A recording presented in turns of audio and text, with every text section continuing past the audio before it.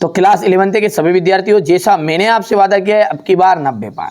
तो चलिए उसी श्रृंखला में अपन एक बेहतरीन सा मॉडल पेपर सोल्व करेंगे। फिजिक्स का ये पेपर है, हर विषय की मैं आपको अच्छे से तैयारी करा रहा हूँ। ठीक है, एक ही पेपर में से आपका 30 से 40 नंबर का फंसने का चांस रहेगा। ठीक है, तैयारी करो, बड़े ही सिलेक्टेड क्वेश्चन आपको बता रहा हूँ। ये 3 मॉडल पेपर मैंने आपके लिए जारी किए हैं। ठीक है, बड़ी रिसर्च से बनाए हैं, ऐसा नहीं है कि उठा के हर कहीं के क्वेश्चन दे दिए। जो रिपीटेड क्वेश्चन होते हैं ना, उनको ही इसमें ऐड किया है। तो आप आपके दोस्तों के साथ भी इसको शेयर कर दीजिएगा। तो चलिए देर किस बात की, परीक्षा हाल में जाने से पहले एक बार आप इसको सोल्व करके जरूर जाइएगा। पहला क्वेश्चन है हमारा, सरल लोलक का आवर्तकाल जो होता है ना, वो होता है 2 सेकेंड। कितना होता है? 2 सेकेंड। गैस की अणुओं में जो गति होती है वो होती है त्रिविमीय गति। ठीक है, सेल्सियस तथा फ़ारेनहाइट पैमाने पर निम्नलिखित में ताप समान होता है -40 डिग्री सेल्सियस। ठीक है, निम्नलिखित में से कौन सा ऊष्मा का मात्रक नहीं है? देखो इनमें से कौन सा ऊष्मा का मात्रक नहीं है, तो बाकी सब है अंश सेल्सियस नहीं है। समतापी प्रक्रम नियत रहता है, तो ये ताप में क्या नियत रहता है? ताप रहता है। और सेल्सियस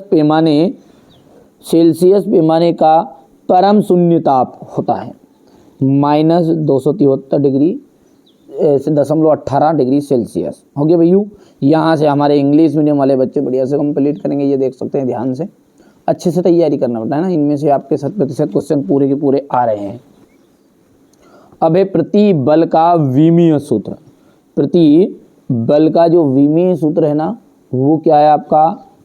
M L इनवर्स और T ऋण 2। ठीक है, 0 डिग्री सेल्सियस पर ध्वनि का वेग जो होता है वो कैसा होता है? तो ध्वनि का जो वेग होता है ना, वो होता है 332, यहाँ पे लिख दूँ, 32 मीटर पर सेकेंड। जब किसी ऊंचाई से किसी वस्तु को क्षैतिज दिशा में फेंका जाता है, तो उसका जो पथ है वो हो जाता है परवलयाकार।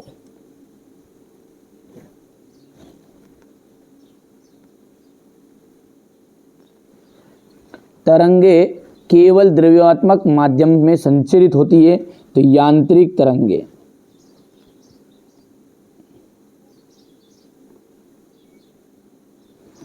यांत्रिक तरंगे केवल द्रव्यात्मक माध्यम में संचरित होती है। बल के आवेग का MKS मात्रक हो जाएगा न्यूटन इंटू सेकेंड।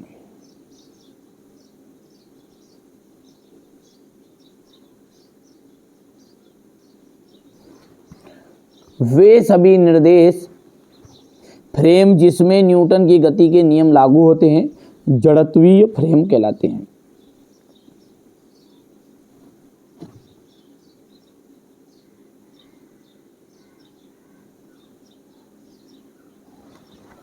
हो गया इतना।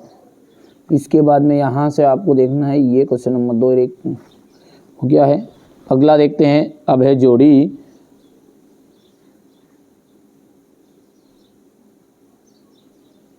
ठीक है भैया, यहाँ से आपको ध्यान से जोड़ी में देखना है।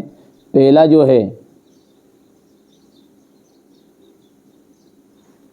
देखो ध्यान से, जोड़ी में आवेग, पहला जोड़ी क्या है ये देखो ध्यान से।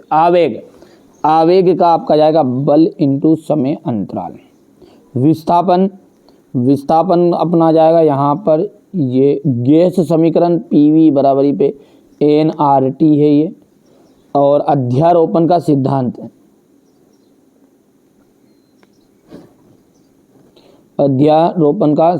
तो ये आपका चौथा हो जाएगा यहाँ पर। चंद्रमा की जो गति है, चंद्रमा की गति वो आपकी आवर्ती गति है।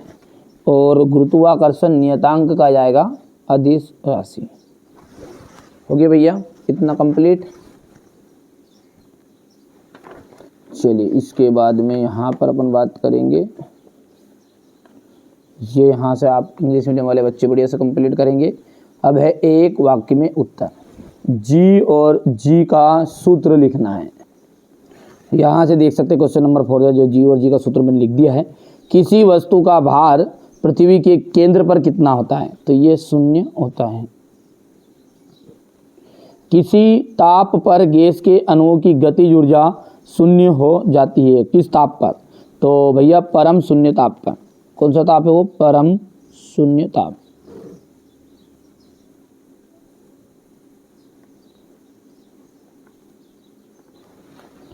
द्रव चालित लिफ्ट किस सिद्धांत पर कार्य करती है, पास्कल के नियम पर।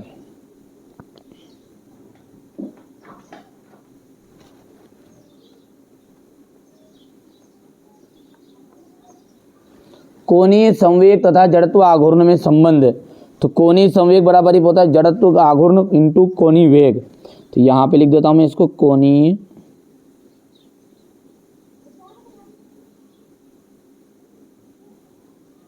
कोणीय संवेग बराबर ही पे जाएगा जड़त्व आघूर्ण इंटू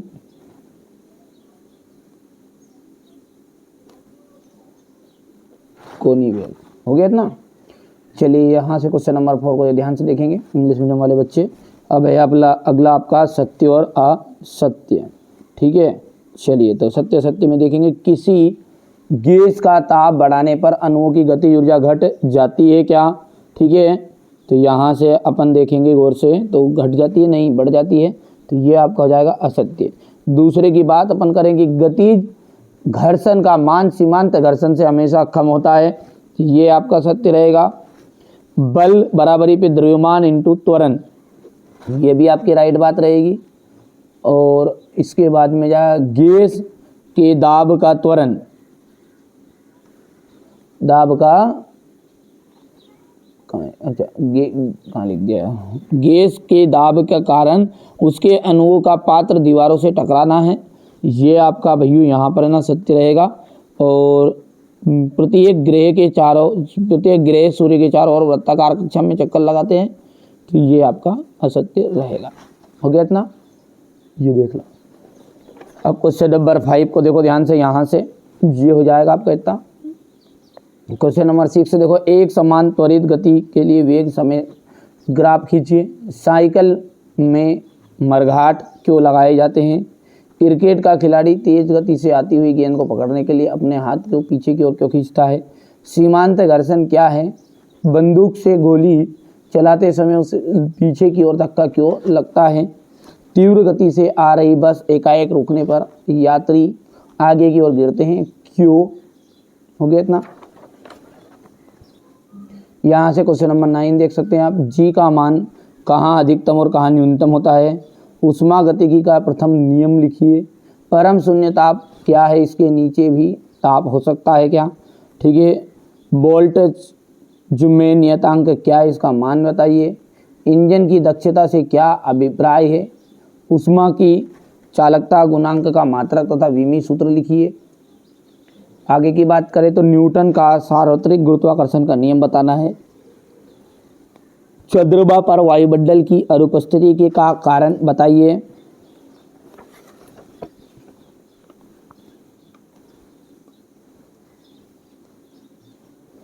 चलिए इसके आगे क्या है आपका भौतिक समीकरण v स्क्वायर इक्वल हो जाएगा u स्क्वायर प्लस 2as की शुद्धता की जांच करना है। यहाँ से आपको क्वेश्चन नंबर 15 देखना है कि घूर्णन गति की का ऊर्जा का व्यंजक कार्य ऊर्जा प्रमेय क्या है, इसे सिद्ध कीजिए। एक हल्की तथा भारी वस्तु की गति ऊर्जा समान होते हैं, इसका वेग कितना होगा। ये क्वेश्चन नंबर आपका 17 ध्यान से देखो, स्क्रीनशॉट लो फटाफट।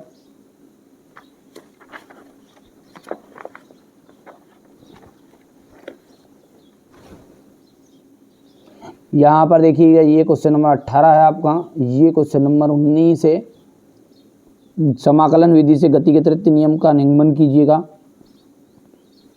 और क्वेश्चन नंबर ये रहा आपका